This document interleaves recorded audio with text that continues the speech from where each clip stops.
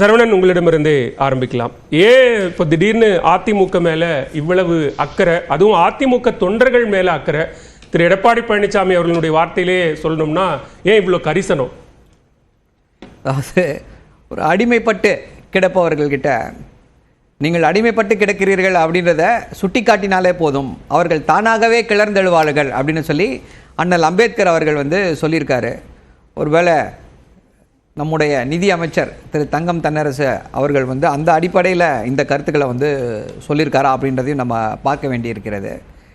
தொடர்ந்து இப்போ இந்த திமுக ஆட்சிக்கு வந்ததுலேருந்து திரு எடப்பாடி பழனிசாமி அவர்கள் என்ன குற்றச்சாட்டை வைப்பார் அப்படின்னு சொல்லி பார்த்தீங்க அப்படின்னா ஒரே ஒரு குற்றச்சாட்டு தான்.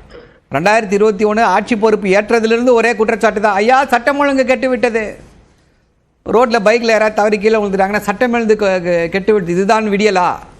ரோட்டில் பைக்கில் போகிறவங்களாம் கீழே விடுறாங்க பிரேக் பிடிக்காம, இதுதான் சட்டம் ஒழுங்கா? அப்படின்ற ரீதியில் தான் அவருடைய அறிக்கைகள் வந்து கொண்டு இருக்கிறது. தொடர்ந்து இந்த குற்றச்சாட்டு தான்.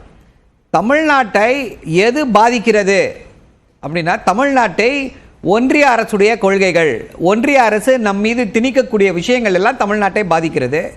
என்னைக்காவது ஒன்றிய அரசுக்கு எதிராக பாஜகவிற்கு எதிராக குரல் எழுப்பியிருக்கிறார்களா? இல்லை. முக்கியமான விஷயம், செங்கல் புயல் வந்துச்சு, தென் மாவட்டங்களில் வரலாறு காணாத மழை ஏற்பட்டது. ஐயா அதுக்கு நிதி கொடுங்கன்னு கேட்டால் அதற்கு கூட இவர்கள் பாஜகவை நோக்கி எதையும் பேச தயாராக இல்லை. ஆனால் அதே ஒக்கி புயல் அப்போவோ அதற்கு வந்திருக்கக்கூடிய அடுத்த புயல்களின் போதோ ஒன்றிய அரசு பாராமுகமாக இருக்கும் பொழுது அப்பொழுதெல்லாம் அதற்காக குரல் கொடுத்த ஒரே இயக்கம் எதுன்னு பார்த்தீங்கன்னா திமுக. இவர் வந்தார், ஆளுநர் பன்வாரிலால் வந்தார், நான் ரிவ்யூ மீட்டிங்கு போவேன்னாரு. மாநில சுயாட்சியை காப்பாற்ற வேண்டிய ஆட்சியில் இருந்த அதிமுக வேடிக்கை தானே பார்த்துச்சு. ஐயா அதற்கு எதிராக போராட்டம் நடத்தியது திமுக, சிறையில் அடைத்தார்கள், திமுக தொண்டர்களை சிறையில் அடைச்சாங்க, இன்னும் அந்த கேஸை பார்த்துக்கிட்டு இருக்கிறாங்க. இப்படி தொடர்ந்து தமிழ்நாட்டு மக்களுக்காக, தமிழ்நாட்டுடைய நலனுக்காக குரல் கொடுத்து கொண்டிருக்கக்கூடிய இயக்கமாக திமுக இருக்கு. இப்போ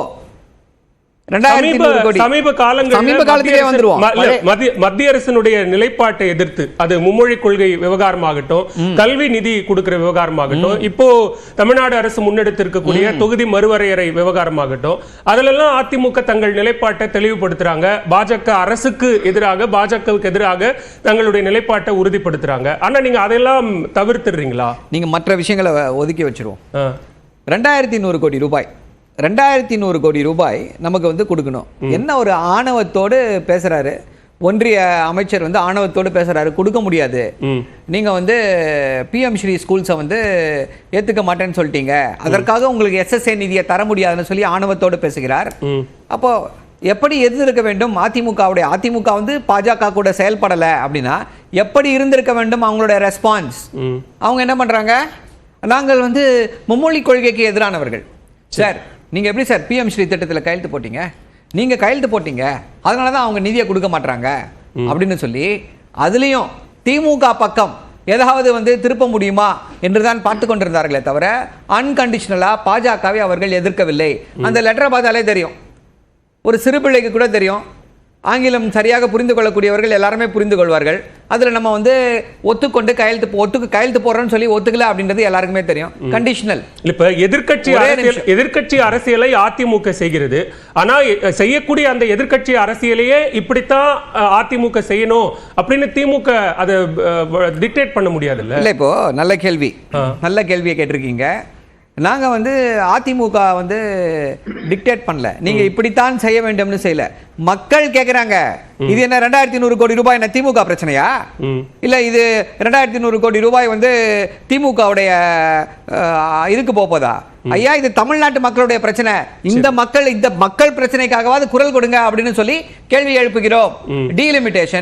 டீலிமிட்டேஷன் யாருக்கான பிரச்சனை? அது திமுகவுடைய பிரச்சனையா? சரி, தென்னிந்தியாவிற்கான பிரச்சனை. அதற்காக குரல் எழுப்பக்கூடிய இயக்கமாக திமுக இருக்கிறது. கட்சி கூட்டத்துக்கு அதிமுக வந்தாங்க. இப்போ அதுக்கப்புறம் என்ன ரெஸ்பான்ஸ்? அவங்களுக்கு எந்த விதமான இதுவும் கிடையாது. நாங்கள் தான் திமுகவை விட தமிழ்நாட்டை நாங்கள் தான் அதிக காலம் ஆண்டு இருக்கிறோம்னு பேசிக் கொண்டிருக்கிறார்களே, உங்களுக்கு வேற எந்த விதமான ஒரு ரெஸ்பான்சிபிலிட்டியும் கிடையாதா?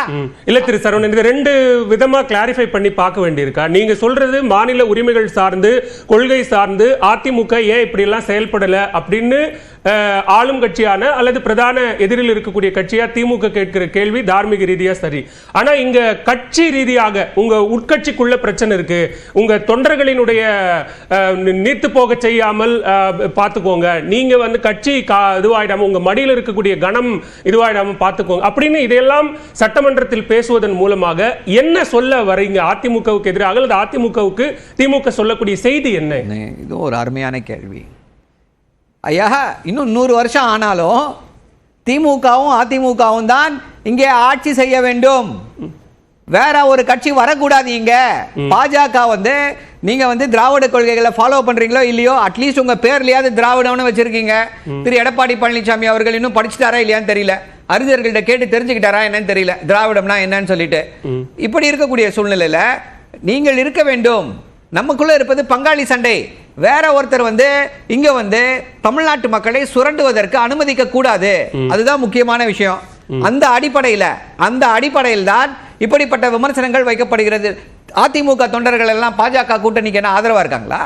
பாஜகவோடு இணக்கமாக போவதற்கு ஆதரவாக இருந்தார்களா? எதற்காக அதிமுகவில் இருக்கக்கூடியவர்கள் எல்லாம் பாஜக கூட்டணியில யார் விரும்புறாத தலைவர்கள் இரண்டாம் கட்டத்தில் அதுதான் வானதி கேட்கிறாங்களோ, நீங்க ஏன் பதட்டம் ஆகுறீங்க, உங்களுக்கு எதிராக எல்லாரும் ஒண்ணு சேர்ந்துருவாங்கன்னு நீங்க பயப்படுறீங்களா, பதறீங்கன்னு கேக்குறாங்க. சேரட்டும், ரெண்டு பேரும் சேரட்டும், சேர்ந்தா நமக்கு ரொம்ப சந்தோஷமா இருக்கும். தேர்தல்ல ரெண்டு பேரும் ஒன்னா சேர்ந்தா சேரக்கூடாதுங்கிறது தானே திமுகவினுடைய அக்கறையா இருக்கு. முதலமைச்சர் நேரடியா வெளிப்படுத்துறாரு 2019. ஒரே நிமிஷம், நல்ல கருத்து. 2019 என்ன பண்ணோம், தனிச்சு நின்று ஒன்னா நின்று தேர்தலை சந்திச்சாங்க. சரி, எப்படிப்பட்ட வாக்குகளை அப்போ பெற்றோம்?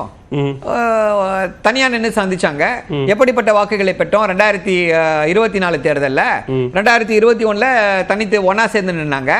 எப்படிப்பட்ட வாக்குகளை அவ்வளவு தூரம் அதிமுக மேல திமுக கவலைப்பட வேண்டிய தேவை இருக்கா? நீங்க வாக்குகள் பெறக்கூடிய கூட்டணி வாக்குகள் அவங்களுடைய பொசிஷன் எல்லாத்துக்கும் கவலைப்படக்கூடிய இடத்துல இருக்கீங்க. கரெக்ட். ஏன் அப்படின்னா திமுக வந்து வெறும் அரசியல் இயக்கம் மட்டுமல்ல, திமுக ஒரு சமுதாய இயக்கம். என்ன ஆனாலும் இந்த திராவிட கொள்கைகளுக்கு திராவிட சித்தாந்தத்திற்கு எந்த விதமான ஊரும் வந்துவிடக் கூடாது என்ற அடிப்படையில் இயங்கக்கூடிய இயக்கம். அந்த அடிப்படையில் எழக்கூடிய கரிசனம் தானே இது தவிர இது வேற.